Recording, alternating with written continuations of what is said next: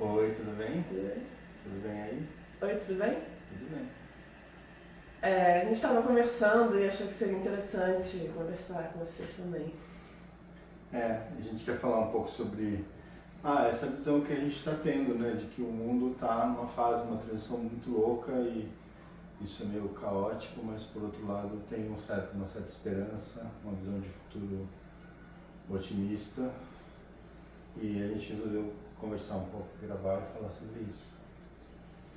Do nosso ponto de vista, né? Que é muito diferente o meu dele e também talvez seja muito diferente do seu. Mas eu acho que esse diálogo entre a gente é interessante, né? E nossa experiência. Eu venho do teatro, das artes, depois fui para facilitação, fui para Web3, comunidades, já explorei bastante ecovilas e lugares e formas diferentes de criar. E o Júlio... eu sou Diana.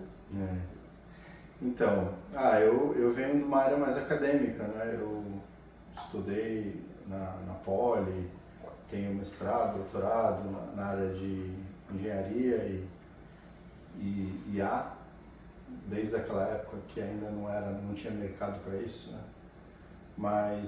E trabalhei muito tempo também com Web3, trabalhei no mercado financeiro, Na tecnologia, bolsa, né? na bolsa também. Então deu para desenvolver visões de vários ângulos sobre a economia, sobre o sistema atual, sobre essa máquina que a gente vive, né? E a máquina que tenta nos dominar, talvez, de algum jeito.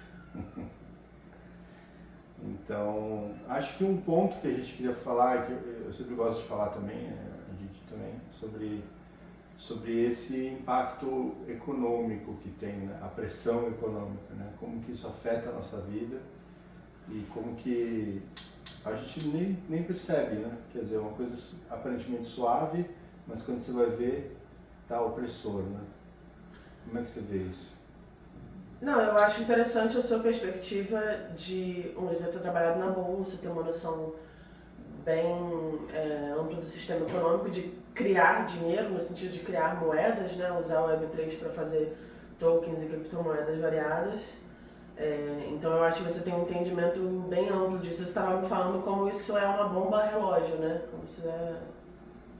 Sim, porque a economia que a gente usa, né, o modelo capitalista tradicional, digamos assim, selvagem, né, ele parte do princípio do lucro constante, do cada vez maior. Então, uma empresa que não está dando muito mais lucro todo ano, ela começa a preocupar os investidores a ponto de, se isso acontecer 2 ou 3 anos, eles saem fora, vendem e a empresa pode acabar quebrando, né? Então, a definição de sucesso, a maioria das empresas estar aberta de capitais na bolsa, ou seja, tem investidores espalhados pelo mundo todo que compram ações e isso dilui, né, a propriedade da empresa, ou seja, ela passa a ter vários multidonos que querem o quê? Lucro, né? E acontece o seguinte, o nosso padrão de vida nem sempre acompanha essa sede por lucro que os caras têm, que tem que sempre dar cada vez mais lucro, mais lucro. Então, isso causa o quê?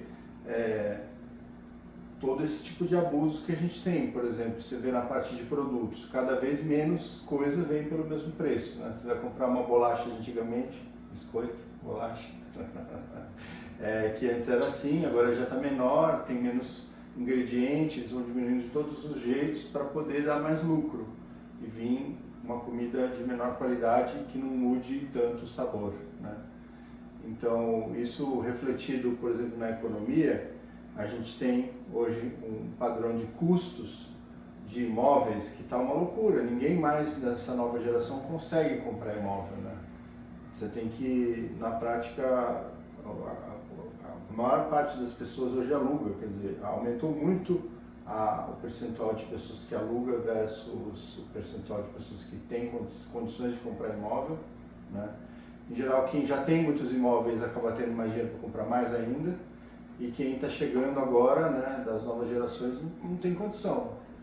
Mesma coisa com carro, né? O carro também, muita gente está preferindo por não ter opção, né? Usar Uber, usar transporte coletivo, porque não faz sentido, né? Então, é uma mudança graças a essa sede por ter cada vez mais desses investidores e que isso é uma pressão absurda que aumenta a desigualdade realmente entre a camada que está em cima e a camada que está embaixo, né? Até estava falando que não tem mais classe média já faz um bom tempo, né? Uhum.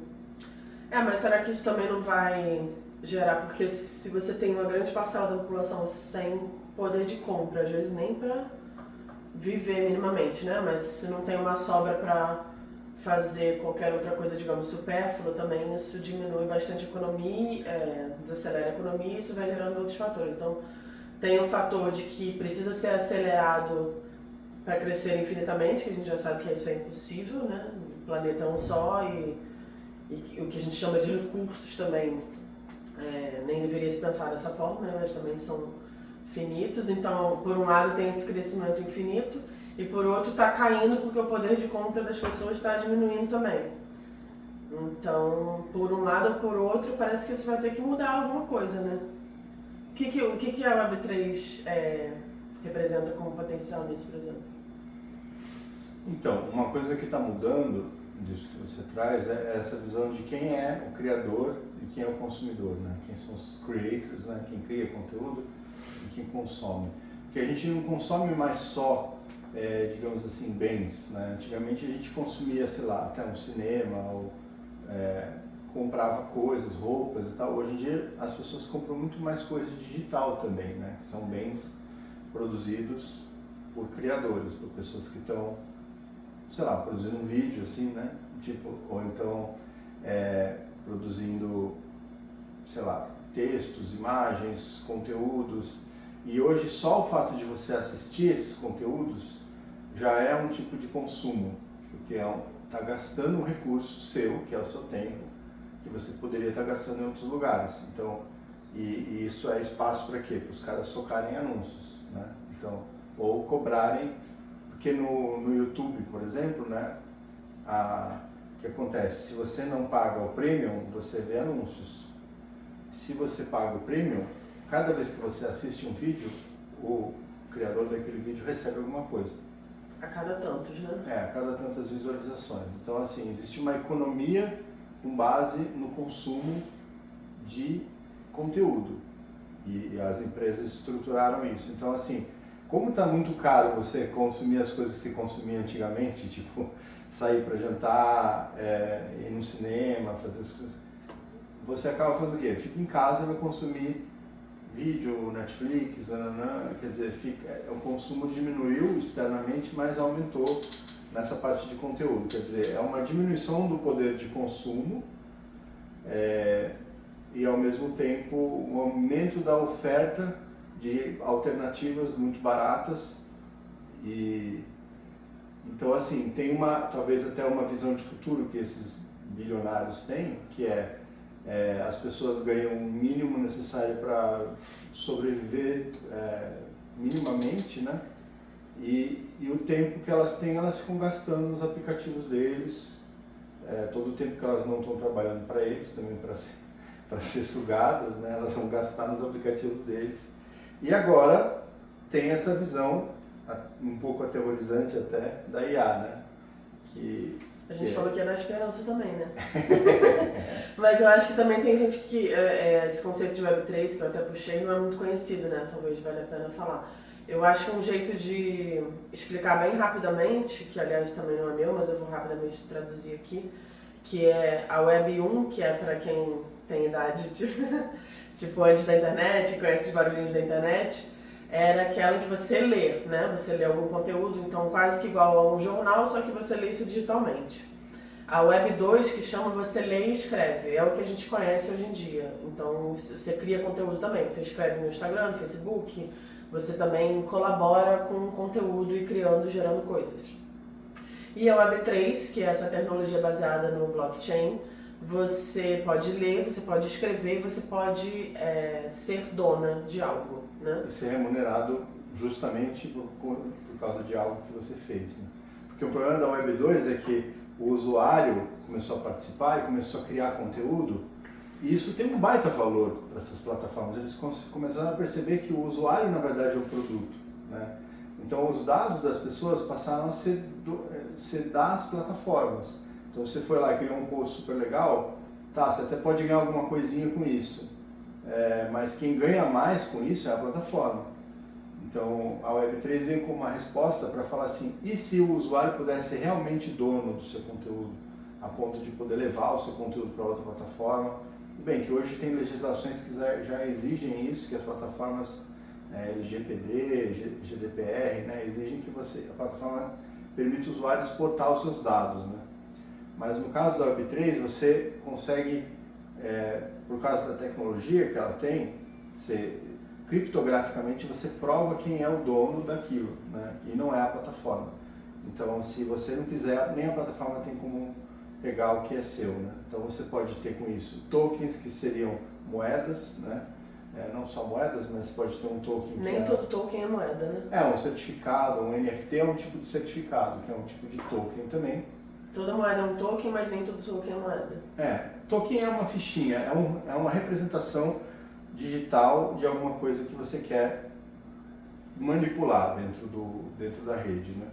Então, aí a Web3 trouxe essa possibilidade desses tokens serem realmente dos usuários, de forma que a plataforma não pode impedir que você tenha esses recursos, né? Então, ela parte do princípio que você tem uma carteira criptográfica que é sua, e lá dentro você pode colocar o que você quiser de coisas que você adquiriu, comprou, produziu, sei lá, e aí você pode transferir para quem você quiser, mas a plataforma não pode tirar aquilo de você se ela falar assim, não gostei mais de você, você violou algum termo, não. Ok, você pode até não poder mais postar naquela plataforma, mas o que você já fez é seu, né? Que hoje no Instagram, no Facebook, etc., se eles não gostarem de você, sua conta está banida, você perdeu tudo que estava lá. É assim, e você pode tentar de novo daqui a 180 dias, tá? E às vezes faz backup também, tudo, né? Se você não tiver, inclusive, aquilo salvo em algum lugar. É muito assustador o negócio, como funciona esse modelo da Web2. E ela ainda está onipresente, né? A maior parte da internet ainda é o Web2. O Web3 ainda é um nicho muito específico, né? Eu considero que são poucas pessoas que estão na Web3, são poucas pessoas ainda que sabem o que é isso, mas eu acredito que em pouco tempo isso vai se tornar, assim, igual o Pix hoje em dia. Não tinha Pix, agora nada funciona sem Pix, né? Então, trazendo um pouco a perspectiva da esperança, digamos assim, eu acho que conhecimento é uma esperança.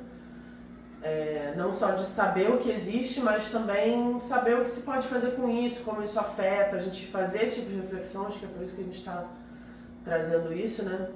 Uma outra reflexão que me agonia bastante, assim, em relação a IA, isso não é para dizer que não é para usar a IA, não, é que uma crítica maior que eu tenho é que eu acho que, em geral, está se usando mais, ao invés de usar como uma maneira de aumentar o potencial e criar coisas maiores, está se usando para fazer a mesma coisa, só que você deixa de fazer. Então eu ia escrever um texto, aí eu não escrevo, aí a escreve. Em vez de... É como se a gente, na época da calculadora, a gente continuasse só fazendo 2 mais 2 na calculadora, e aí ninguém mais sabe 2 mais 2, e só isso. Então, para mim, a calculadora você usa para fazer uma conta que você perderia muito tempo fazendo, ou que talvez não conseguisse fazer, ou uma raiz quadrada muito longa, alguma coisa muito complexa, que aí você facilita aquilo ali, e com isso você pode criar muitas outras coisas, porque você faz rápido aquelas contas, né? Então, nessa analogia, a gente pode usar a IA para aumentar o nosso potencial. Só que eu acho que, em geral, a gente está usando para se emburrecer. E isso, assim, é comprovado, né? Que isso já está afetando o nosso cérebro. Pessoas que usam com frequência, isso foi um estudo da MIT, se eu não me engano. Pessoas que usam com muita frequência já estão com menos capacidade cerebral, porque já estão desacostumando até escrever ou falar e tal. Então isso eu acho bastante preocupante também. Posso falar uma coisa sobre isso? Eu vejo que esse capitalismo exacerbado, ele gera uma pressa, né? Que é assim, você tem que produzir cada vez mais em menos tempo. Isso o tempo todo, você tem um trabalho, você tem essa sensação que o seu chefe está no seu pescoço falando, vai, e aí, faz logo. Né? Então, se o chefe sabe que tem uma tecnologia que se você usar, você vai fazer mais rápido, ele não vai querer usar? Óbvio que vai. Né? Ele vai querer que você pague, né? Que você use e que todas as pessoas usem. Então, essa pressão pela velocidade, né? Até existe movimentos alternativos do degrowth, que chama, né? Que é o de deixar de ficar crescendo tanto, assim, não precisa crescer tanto, sabe? O que cresce com tanta velocidade na natureza, na verdade, é um câncer, né? Então, existe um crescimento que é saudável e existe um crescimento que é perigoso, né? Então, é esse equilíbrio que a gente não está conseguindo tanto ter, né? Porque, assim, é verdade que a IA, ela vai ocupando espaço no nosso sistema mental para coisas que a gente achava que precisava fazer, agora sabe que não precisa mais. Calculadora foi isso. Se você tinha que fazer uma conta, você sabia que você tinha calculadora, então o seu cérebro falava, não precisa mais. É igual o Google Maps hoje em dia, você não vai na esquina mais. Você vai, a gente depende de GPS, depende dessas tecnologias. Então, o que acontece? Isso daí, por um lado, emburrece para esse lado, mas, por outro lado, ele abre espaço para você ter um pensamento mais alto nível. Né? Então, você já pode, hoje em dia, aprender a coordenar IAs com GPS, com calculadora, com tudo mais, para falar como que eu posso criar um aplicativo de carteira de Web3 em uma semana. Que seria uma coisa totalmente impensável para mim anos atrás. Entendeu? Até porque criar um aplicativo é uma coisa bastante cara e isso também está... Costumava ser, né? Costumava ser muito caro, que é uns, sei lá, no mínimo R$60 mil, né? Para um mega básico.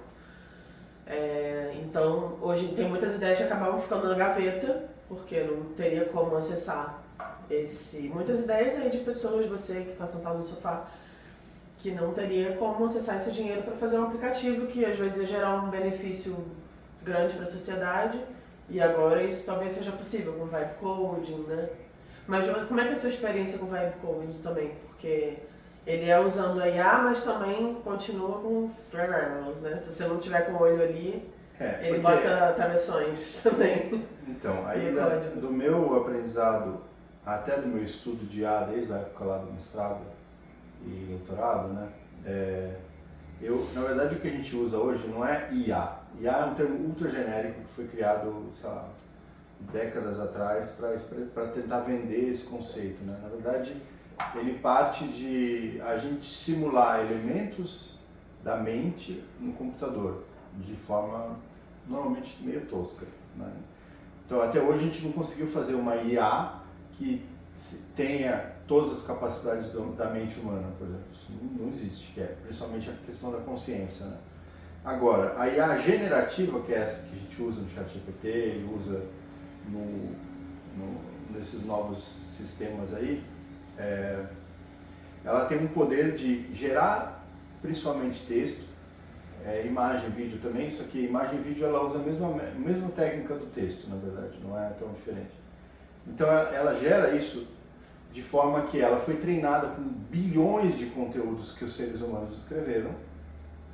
E aí, sem serem pagos por isso. Né? O modelo foi treinado, né, sem pagar os copyrights. E aí, com esse conteúdo, essa rede neural que tem lá, ela é capaz de recombinar esses conteúdos para criar coisas novas que fazem sentido com base nesse treinamento. Então, você pega um livro do Shakespeare, você vai passando página por página, e aí você pega qual é a próxima palavra. E aí você pergunta para ela, se ela acertar, ela ganha um chocolatinho, se ela errar, é uma bronca. E aí há um treinamento de reforço, mais ou menos, né, que é feito em massa, é super rápido de fazer isso, mas mesmo assim demora muito, porque eles fazem com uma quantidade avassaladora de conteúdo, né? E aí ela aprende a colocar as palavrinhas certas nos contextos certos. Então é impressionante, parece... Baseada em contextos anteriores, né? Então... E ela tem um número limite de até onde ela acessa, por contexto, que chama, que é basicamente a quantidade de tokens, aí a gente está falando de tokens de novo, mas esse token é uma outra coisa. O token nesse caso é um pedacinho da palavra, tá? Quando você vai passar uma frase, um texto para o ChatGPT, primeiro ele precisa tokenizar, ele vai cortar aquela palavra, aquela frase em vários pedacinhos, que são elementos que a IA entende. E aí aquilo é alimentado para o... Como um bloquinho de Lego. Então, assim, o problema disso qual é? A máquina não é realmente inteligente, ela não sabe o que ela está escrevendo. Se você perguntar por que ela decidiu fazer aquilo, ela não vai saber te responder, porque ela é só um modelo de linguagem, e é isso que ela é, né? Então, ela não tem consciência. Então, se você pergunta, por exemplo, para ela, que é um aconselhamento jurídico, um aconselhamento médico, ela fala, faça tal coisa, use tal remédio. Ah, esse cogumelo aqui, até vi esse e-mail no outro dia, esse cogumelo aqui faz mal? Não. Aí a pessoa come, está lá de cama, você falou que não fazia mal. Você está absolutamente certo, realmente esse cogumelo fazia mal. Então, assim, ela, com base no treinamento que ela teve, ela vai falar coisas. E ela não está nem aí para o que ela está falando. Ela não está nem aí se ela vai se ferrar uma vida de um ser humano, porque ela não tem esse tipo de preocupação, ela não tem consciência nenhuma do que ela está fazendo. Ela está escrevendo o texto, é como se fosse um macaquinho batendo, digitando na máquina de escrever loucamente e de vez em quando sai uma coisa brilhante. Então, assim, só que ela faz isso muito bem, muito rápido.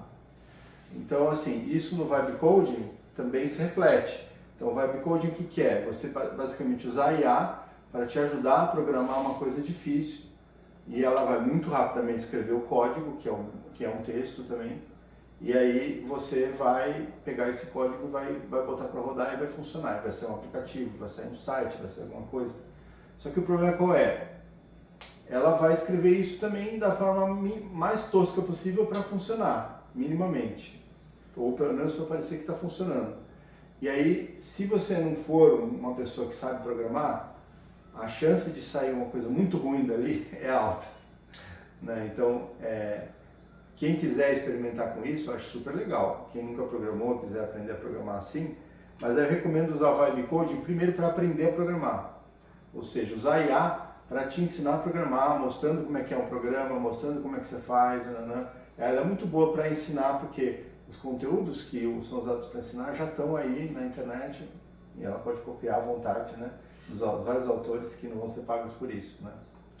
Então, assim, existe uma briga muito grande, até isso que eu queria trazer, né? Existe uma corrida hoje para ver quem que vai ser a empresa de IA do mundo, né? Assim como o Google é a empresa de busca, ele está meio ameaçado, porque hoje em dia as pessoas não buscam mais no Google, elas vão perguntar para a IA. Em vez de o que era feito no Google, hoje em dia ele está começando a ser feito na IA. O Google já sentiu uma perda grande nas suas buscas. Tanto é que ele incluiu agora na busca uma resposta também de IA. Né? Você vai fazer uma busca de alguma coisa e ele te fala, eu sou a IA do Google, eu estou te falando a resposta aqui. Aí ele referencia alguns sites, porque o problema é que também se ele dá uma resposta de IA, as pessoas que pagam para o Google para aparecerem nas buscas param de receber dinheiro, param de receber visitas, né? Ou seja, olha a loucura que a gente está vivendo. Né? Então, tá tudo bem. Tá tudo bem. Eu acho que é bastante isso, assim, sobre as aparências de tá tudo bem, porque a impressão que eu tenho é que tá todo mundo fazendo isso, diz, não, tá tudo bem, imagina, não caiu nada aqui atrás. Né? Tá tudo meio desmoronando e existe muito essa necessidade de manter as aparências, assim. Outra coisa que me ocorreu agora que eu acho muito louca é que numa época que a gente nunca viu tanto procedimento estético mudando o seu rosto, seja com plástica, botox, sei lá o que, é um momento em que está se usando reconhecimento facial e biometria. Isso eu acho muito louco, muito louco. As duas coisas eu acho loucas.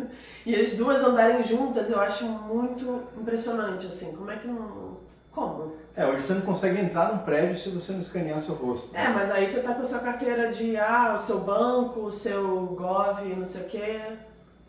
Então, eu penso, uma brincadeira que a gente gosta de fazer, eu já falei pra Didi. Imagina uma semana sem internet. Como é que vira um caos esse planeta? Você não consegue entrar em casa, você não consegue comprar nada, você não consegue trabalhar, você não consegue... Imagina. O que as pessoas vão fazer? Vira um caos total, né? Vai voltar para aquilo que a gente quer falar depois, comunidade. Até, por exemplo, quando teve a questão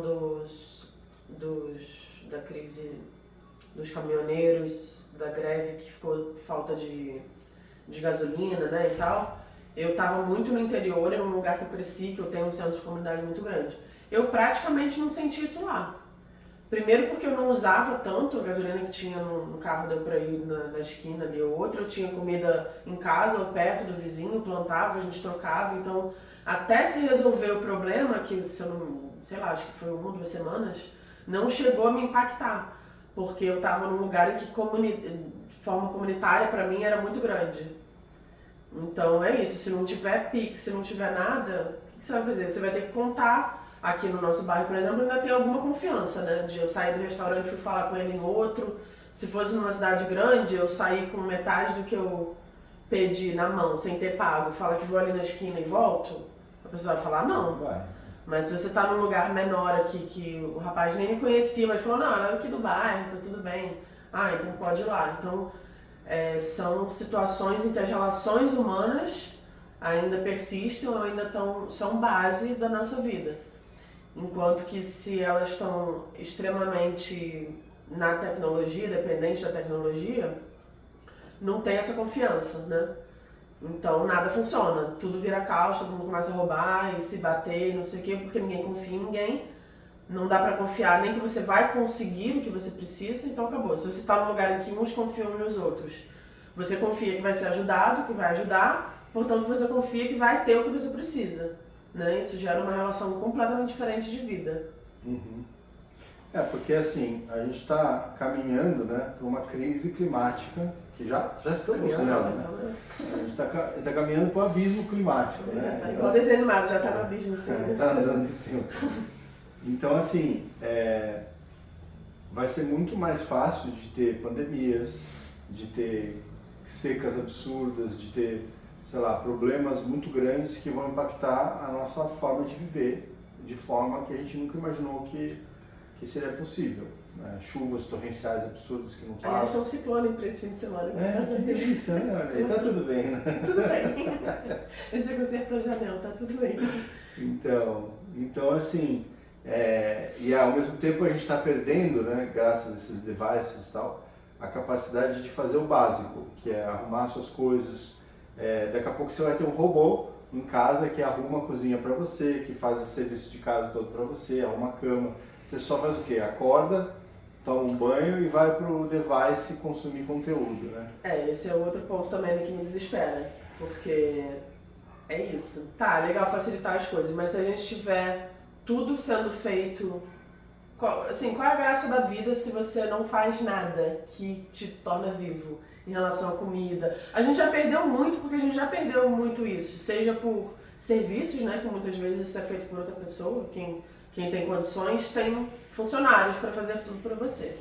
E geralmente essas pessoas, inclusive, têm mais casos de depressão e tal, porque elas não têm relação nenhuma com a própria comida, com arrumar a própria coisa, com fazer parte da comunidade, ajudar, né, construir a casa de alguém e tal. Então acho que a gente já perdeu muito isso. Se a gente considerar o que seria meio utopicamente uma sociedade tradicional, uma aldeia, sei lá, nem aldeia, eu digo, sei lá, alguma conjunção em que você faz uma ecovila, que seja, você ajuda a construir a casa uns dos outros, você ajuda a fazer a comida junto, isso é comprovado que isso traz mais qualidade de vida. Então a gente já perdeu porque a maioria hoje em dia a gente vive no iFood, pega, tá tudo pronto, tudo embalado, então isso nos afeta até bioquimicamente, né? Mas ainda assim são seres humanos fazendo aquilo, mesmo que mal pagos, mesmo que em mais condições. Agora se você tem uma máquina ainda, precisa uma máquina surtando. Ainda por cima uma surtando. Aí a minha pergunta é, onde é que a gente quer chegar, né? O que vai ser? Vai ter tudo sendo feito pra gente? O que vai sobrar? Vai sobrar acordar, ficar no computador prestando serviço para outras pessoas, às vezes até num videogame manobrando uma máquina que está em outro lugar fazendo outra coisa. Sim. Então é isso, sabe? O objetivo qual que é o objetivo final, né, disso tudo? Acho que é muito importante. A esperança que a gente traz, né, do Tá Tudo Bem, é pensar que ainda é possível, né, voltar para retomar esses conhecimentos sair, se a gente tiver uma disciplina de falar, não, eu vou fazer minha comida de vez em quando, eu vou arrumar minhas coisas, eu vou andar mais a pé, né? Fazer o movimento individual de se reconectar com o que é ser humano, né? Conversar, né? E ao mesmo tempo, que é o assunto que a gente quer trazer no nosso próximo capítulo, que é retomar, reaprender o que é colaborar, o que é viver em comunidade, porque até isso, esse sistema todo está destruindo a nossa visão.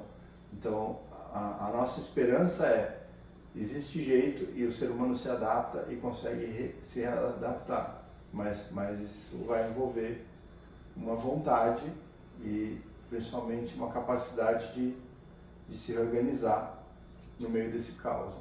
Sim, e eu acho que o motivo pelo qual eu também queria trazer essa questão da tecnologia é que eu acho que a tecnologia também pode ser uma ponte para a gente voltar para isso, porque é em grande escala, tomara que rápido, porque não temos também muito tempo.